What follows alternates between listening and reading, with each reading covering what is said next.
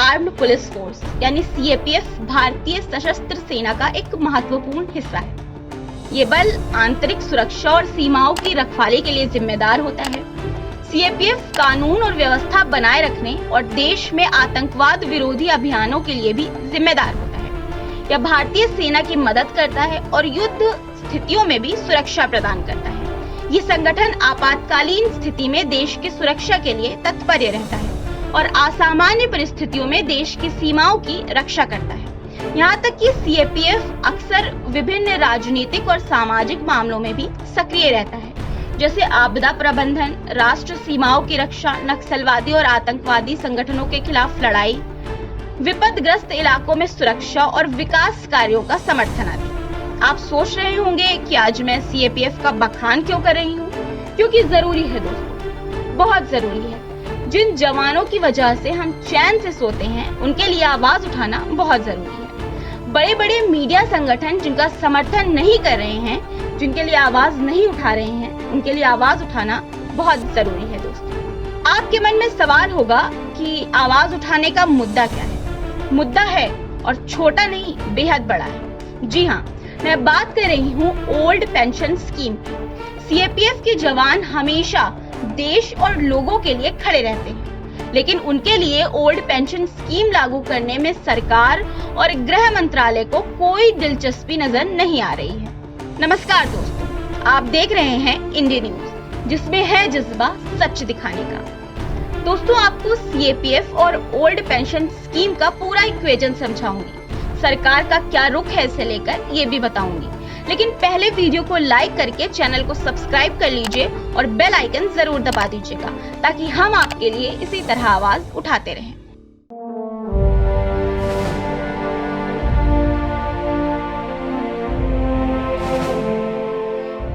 CAPF के लिए old pension scheme को लागू करने की जंग को समझने के लिए मैं आपको फ्लैशबैक में लेकर चलती हूँ। तारीख थी 11 जनवरी 2023। इस दिन दिल्ली हाई कोर्ट ने एक ऐतिहासिक फैसला सुनाया, जिसमें सीएपीएफ को भारतीय संघ के सशस्त्र बल माना गया था और इन बलों में लागू एनपीएस यानी न्यू पेंशन स्कीम को स्ट्राइक डाउन यानी खत्म करने की बात कही गई थी। अदालत ने अपने फैसले में कहा था, चाहे कोई आज इन बलों में भर्ती हुआ हो, पहले कभी भर्ती हुआ हो या आने वाले समय में भर्ती होगा, सभी जवान और अधिकारी पुरानी पेंशन स्कीम के दायरे में आएंगे। दोस्तों, असल में बात ये थी कि जब केंद्र सरकार ने वर्ष 2004 में नई पेंशन योजना अमल में लाई, तब आर्म्ड फोर्सेस को छोड़कर सभी सरकारी कर्मचारियों के लिए न्यू पेंशन स्कीम लागू कर दी गई थी। किंतु दिल्ली हाई कोर्ट ने कहा कि बीएसएफ एक्ट 1968 में कहा गया है कि सीएपीएफ बल का गठन आर्म्ड फोर्सेस के गठन के रूप में किया गया है, इसलिए सीएपीएफ जवानों को आर्म्ड फोर्सेस में शामिल करना ही होगा। जब सीएपीएफ आर्म्ड फोर्सेस में शामिल है, तो फिर उसके लिए नई पेंशन योजना क्यों लागू की जाए? ये कहते हुए दिल्ली हाई कोर्ट ने केंद्र सरकार को सीएपीएफ के लिए ओल्ड पेंशन स्कीम ही लागू करने के फैसले का पालन करने के लिए 8 वीक यानी 8 सप्ताह का समय दिया था, जो कि होली पर समाप्त हो रहा था। अब होली पर 10 लाख से अधिक की संख्या वाले केंद्रीय अर्धसैनिक बलों को ओपीएस बहाली का तोहफा मिलने की उम्मीद थी। सब इंतजार में थे कि अब तो मोदी जी उन पर भी अपनी नजर डालेंगे, लेकिन 8 वीक पूरा होने के बाद सरकार ने पुनः 12 वीक का समय मांग लिया था, जिसके बाद जवानों को इस अवधि के खत्म होने का इंतजार था। पर दोस्तों, अब तो ये समय भी खत्म हो चुका है, लेकिन सरकार किसी भी एक्शन मोड में नजर नहीं आ रही है। केंद्रीय गृह मंत्रालय ने अभी तक इस फैसले को लागू करने के बाबत कोई निर्णय नहीं लिया है। इसके पीछे सरकार की क्या मंशा है? क्या वो जवानों को ओल्ड पेंशन स्कीम से वंचित रखना चाहती है? इसे समझने के लिए अब आपको एक खास बात बताती हूँ। दोस्तों, सरकार ने हाई कोर्ट के दिए हुए समय के समाप्त हो जाने के बाद और समय मांगने के लिए हाई कोर्ट के समक्ष जो दलील दी थी, उसमें 12 सप्ताह में ओपीएस लागू करने की बात नहीं कही गई थी। इस मुद्दे पर महज सोच विचार के लिए समय मांगा गया था। अब हो सकता है कि केंद्र सरकार दिल्ली हाई कोर्ट के फैसले के खिलाफ सुप्रीम कोर्ट चली जाए या कानून के दायरे में कोई दूसरा रास्ता अख्तियार कर ले। कुल मिलाकर केंद्र सरकार ने हाई कोर्ट में दी अपनी याचिका में ये सब अधिकार अपने पास सुरक्षित रखे हैं। दोस्तों, अगर केंद्र सरकार सुप्रीम कोर्ट तक सीएपीएफ जवानों को पुरानी पेंशन योजना के दायरे में नहीं लाने की अपील करती है तो फिर बाद में सुप्रीम कोर्ट का फैसला अंतिम माना जाएगा।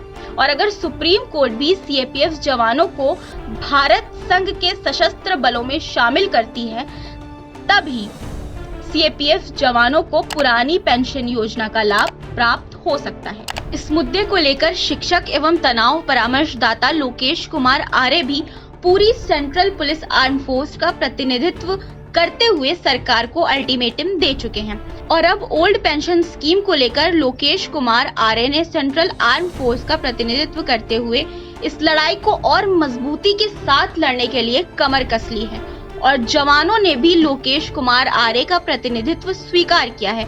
इसके अलावा जितने भी भूतपूर्व संगठन हैं वो भी लोकेश कुमार का सहयोग कर रहे हैं। सोचने वाली बात है दोस्तों, सरकार को ओल्ड पेंशन स्कीम लागू करनी होती तो अब तक कुछ ना कुछ हल तो निकल ही गया होता। कहीं ना कहीं सरकार की मंशा साफ होती नजर आ रही है और इसे लेकर जवानों में तनाव पैदा हो रहा है। शायद इसी कारण पिछले 5 सालों में सीएपीएफ के 50,000 से ज्यादा जवानों ने नौकरी छोड़ दी। इन 5 सालों में सबसे ज्यादा 2022 में 11,884 जवानों ने नौकरी छोड़ दी। इसकी वजह को और साफ करते हैं सर्वेश त्रिपाठी। सर्वेश सीआरपीएफ में असिस्टेंट कमांडेंट पद पर रह चुके हैं। द लल्लन टॉप में पब्लिश खबर के अनुसार सर्वेश ने पिछले साल जुलाई में नौकरी छोड़ दी। अब वह दोबारा इस क्षेत्र में नौकरी नहीं करना चाहते। उनका कहना है कि सशस्त्र बलों के जवान कठिन परिस्थितियों में 16-16 घंटे काम करते हैं और जॉब सिक्योरिटी के नाम पर मिलता है ठेंगा। दोस्तों, नौकरी छोड़ने वाले जवानों की सबसे ज्यादा संख्या सीमा सुरक्षा बल बीएसएफ में है। अंग्रेजी अखबार द हिंदू की एक रिपोर्ट के मुताबिक जवानों के नौकरी छोड़ने की जानकारी गृह मंत्रालय ने एक संसदीय समिति को दी थी। गृह मंत्रालय ने ये भी कहा था कि पिछले 5 सालों यानी साल 2018 से 2022 के बीच में 654 जवानों ने आत्महत्या की है, जिसके बाद समिति ने कहा था कि इस तरह जवानों की नौकरी छोड़ने से सीएपीएफ में काम की परिस्थिति प्रभावित हो सकती है। समिति ने सिफारिश की थी कि जवानों को फोर्स में रोकने के लिए काम की स्थिति में तुरंत सुधार करने की जरूरत है, पर स्थिति में सुधार तो दूर की बात है, यहाँ एक ओल्ड पेंशन स्कीम के लिए भी जवानों को जद्दोजहद करनी पड़ रही है। विपक्षी दलों के कई सांसदों ने भी इस मुद्दे पर समय समय पर आवाज उठाई है, लेकिन अभी तक किसी की भी सुनवाई नहीं है। अब इस मामले में सबसे बड़ा सवाल ये है कि पुरानी पेंशन बहाली के लिए दिल्ली हाई कोर्ट द्वारा सुनाए गए ऐतिहासिक फैसले पर केंद्र सरकार ने संशय की स्थिति क्यों बना रखी है। आखिर इन जवानों को पेंशन से वंचित क्यों रखा जा रहा है? क्यों कोई फैसला नहीं किया जा रहा है? देश में आतंकवाद, माओवादी घटनाएं, कानून व्यवस्था, प्राकृतिक आपदा, वीआईपी सुरक्षा और निष्पक्ष चुनाव, ऐसे सभी कार्यों में सीएपीएफ ने अपना लोहा मनवाया है। इसके बावजूद केंद्रीय गृह मंत्रालय मौन है। इससे लाखों पैरामिलिट्री परिवारों में बेचैनी और गुस्सा है। दोस्तों, आपका इस मुद्दे पर क्या कहना है, हमें कमेंट बॉक्स में बताइए और इसी तरह की खबरों को देखने के लिए इंडियन न्यूज को सब्सक्राइब कीजिए और वीडियो को लाइक करके हमारा हौसला बढ़ाइए ताकि हम जवानों के लिए आवाज उठाते रहें।